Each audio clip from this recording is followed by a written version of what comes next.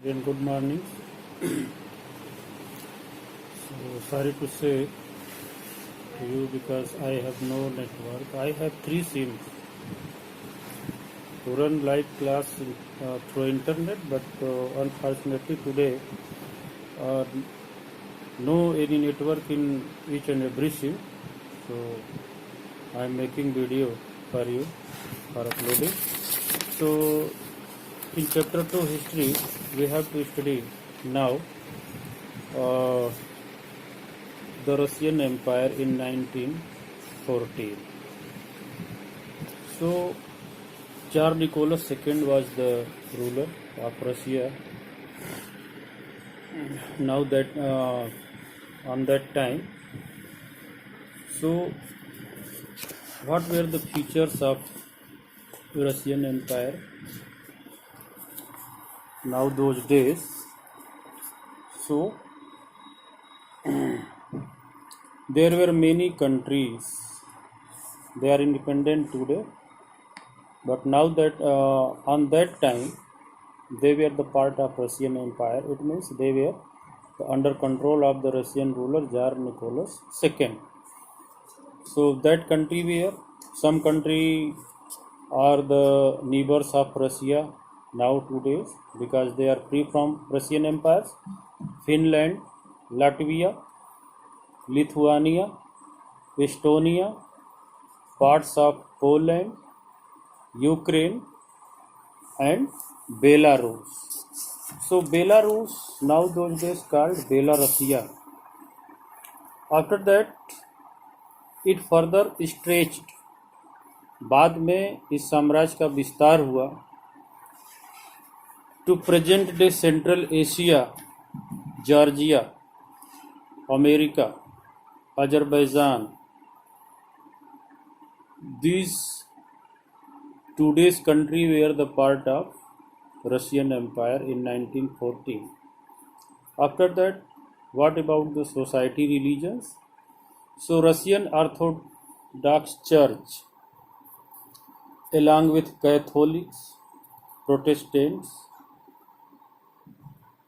these are the three religious groups of Christianity. After that, Muslims, these were called Jihadists, and Buddhists comprise the major religions. So what about the economic and society of Russian Empire? 85% of the Russian economy was sustained by agriculture. It means 85% economy of Russia run by the agricultural works. Industries were very few. Industry उद्योग बहुत कम थे. In 1890s, with the expansion of Russian rail network, and now today the Russian rail network is the largest rail network in the world, and longest railway lines all over the world is in the Russia. Foreign investment in industries increased.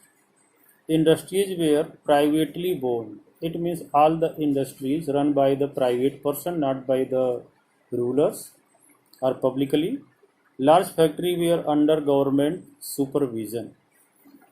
Steel factory rules were broken in craft units and small workshops. It means country has the industrial rules how to run the industries made by the government, but these rules were broken in small shops and craft works.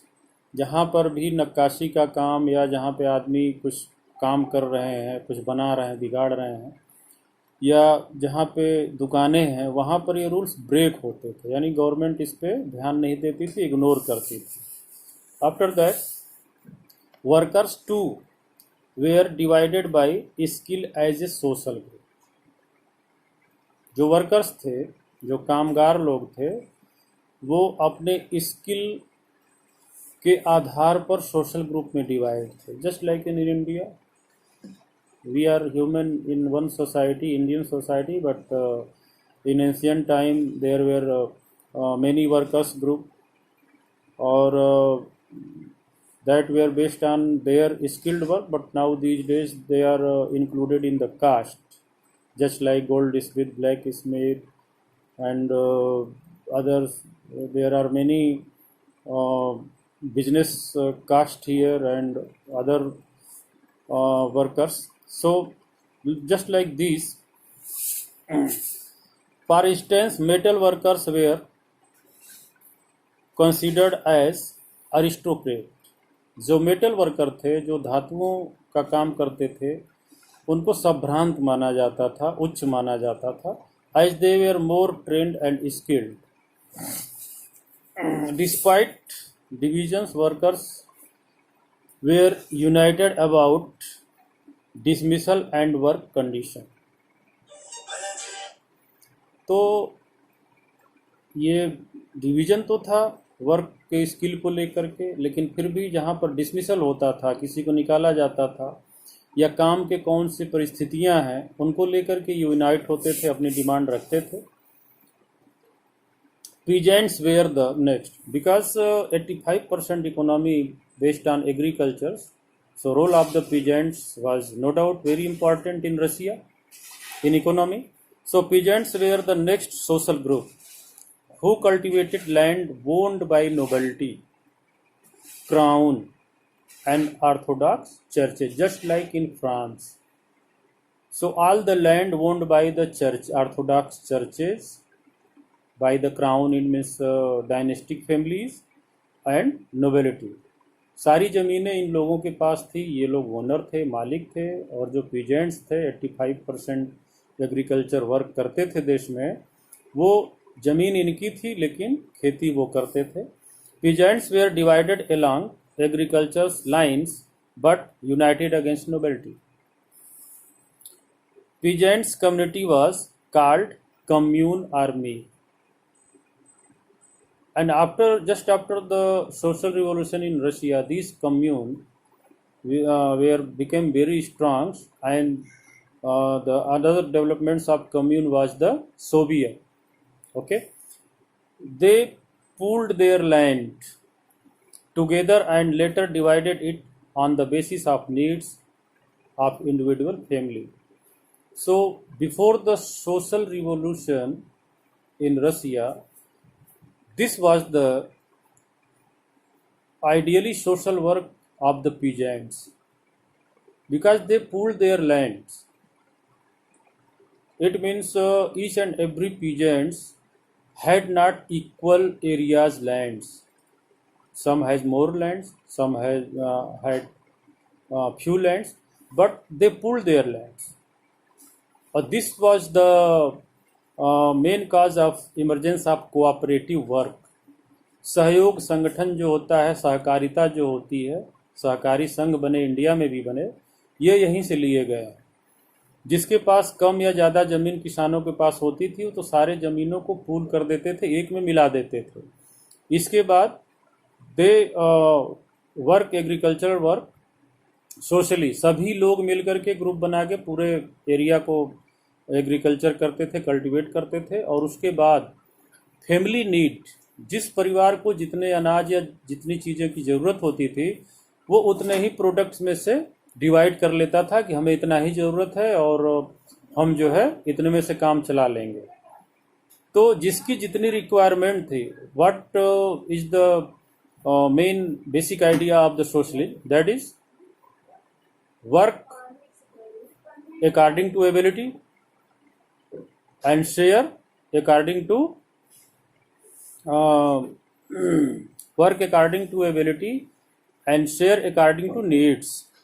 जितनी हमारे पास क्षमता है उतना हम काम करेंगे, और जितना हमें ज़रूरत है उतना हमें चाहिए, उतना शेयर लेंगे.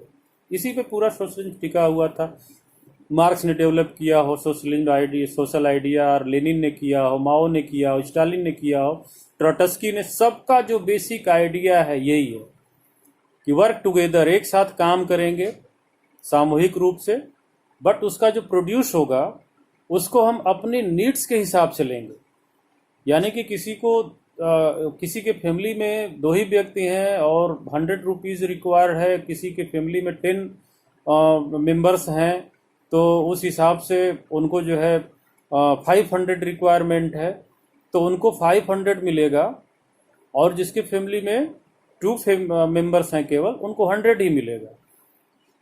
तो share or division according to needs requirements but work according to human. अगर 10 लोग काम करने के लिए सक्षम है, 10 काम करेंगे।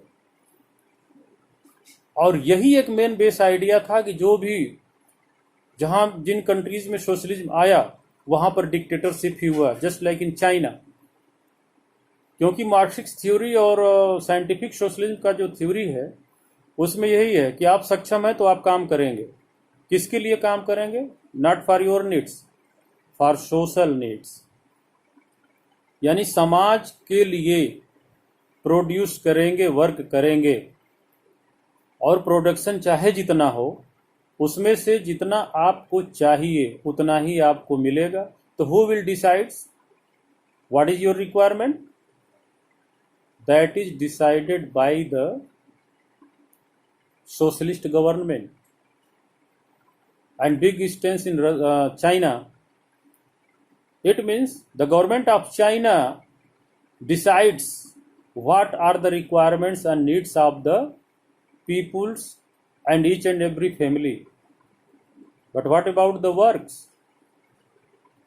All the peoples in the society, in the countries who are able to work something, they have to work. It is mandatory. वहां कोई बेकार नहीं घूम सकता, काम करना ही करना है। लेकिन आप उस काम के बदले में इतना सैलरी और इतना प्रॉफिट नहीं गेन कर सकते कि आप बैंक बैलेंस बनाएं। वो पूरी सोसाइटी को डिवाइड होगा according to needs, according to requirements.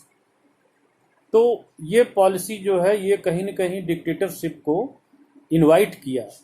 In Russia also after the socialist revolution, that government was dictator government, not democratic governments, because only a social democratic party or socialist Bolshevik party was allowed to take part in the election. Not any person, not any social group or political group was allowed. So this was the main basic of dictatorship. क्योंकि वो काम कराएंगे, नहीं करेंगे पकड़ के कराएंगे। आप सोसाइटी के मेंबर हैं, तो सोशल आइडिया बोलता है कि सबको काम करना है। इसके बाद आप लेकर के जा नहीं सकते। आप 1 कुंतल मिठाई अकेले बनाए हैं तो आप अपने घर नहीं ले जा सकते। आपके घर में 2 लोग हैं तो 1 कुंटल मिठाई 10 लोग के लिए मिलेगी 10 और आपके मिलेगी 2, चाहे भले आप दिन भर पसीना बहाएं हैं। इट मीन्स कि indirectly in this social theory there is no equality, no equal rights. And Marx condemned the private property and private factory, and in the end he argued that each and every workers at the last is not a human body.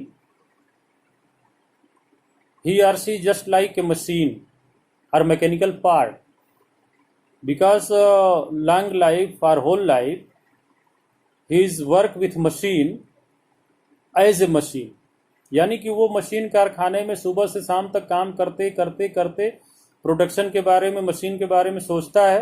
वो अपनी family के बारे में नहीं सोचता है, society के बारे में नहीं सोचता है, वो अपने बारे में नहीं सोचता है, और वो काम करते करते खुद मशीन हो जाता है।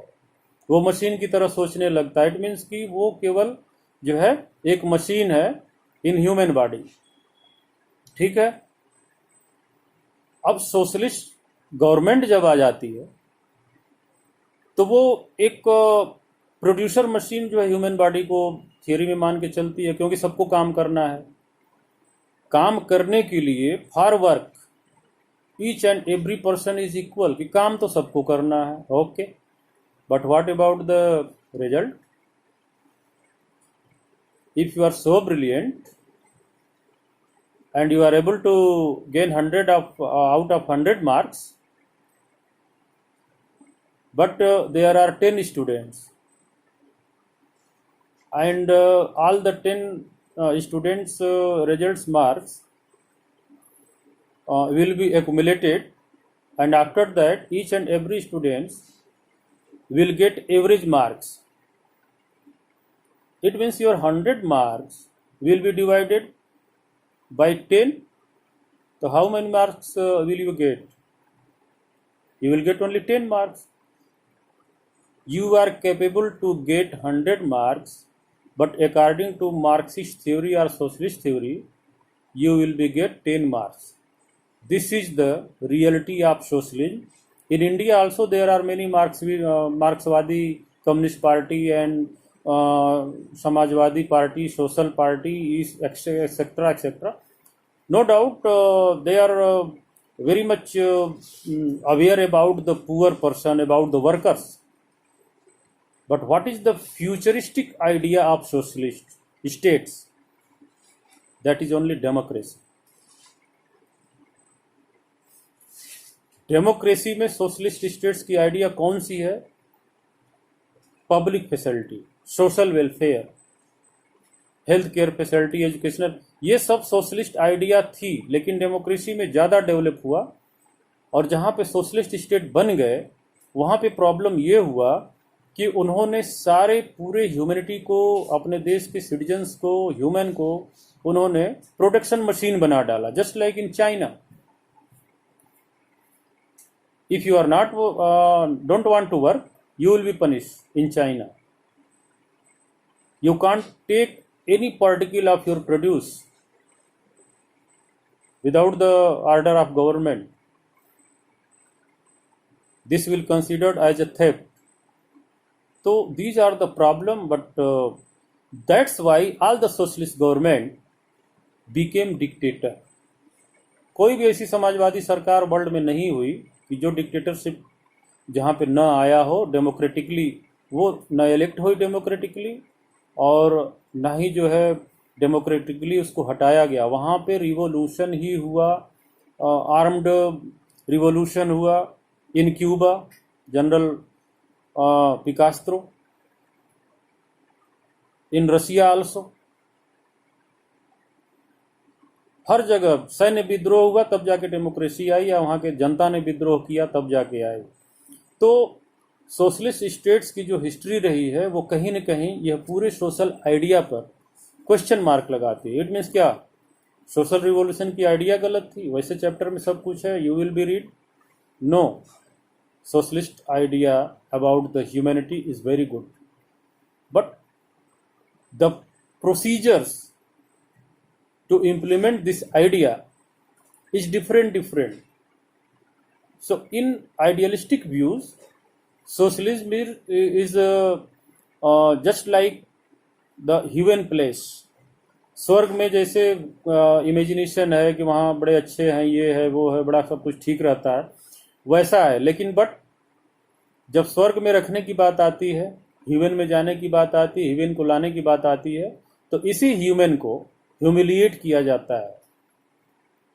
तो कहीं न कहीं सोशलिस्टिक स्टेट्स इसीलिए ख़त्म हो गए। रसिया से भी ख़त्म हो गया, चाइना में डिक्टेटरशिप है, ओनली चाइना पीपुल्स पार्टी की गवर्नमेंट बनती है। जिस दिन सभी लोगों के लिए इलेक्शन अलाउड हो जाएगा उसी दिन चाइना पीपुल्स पार्टी ख़त्म हो जाएगी, डेमोक्रेसी आ जाएगी। तो ये सब चीज़ें हैं। So let now other topic, socialism in Russia. So before 1914 all political parties were illegal in Russia. It means Tsar Nicholas II was dictator, dynastic ruler था, राजा था, तो वैसे भी उसकी बात मानना था। The Russian social democratic workers party formed in 1898 operated secretly with its newspaper and mobilized workers. यह पार्टी गुप्त रूप से बनी हुई थी और अपना चोरी से मैगजीन्स, न्यूज़पेपर निकालती थी और जो इसके कार्यकर्ता थे उनके द्वारा उसको मोबिलाइज करती थी। Russian peasants in the eyes of Russian socialist were to be the main force of revolution in Russia also, in China also. In both countries peasants taken very important role in revolution.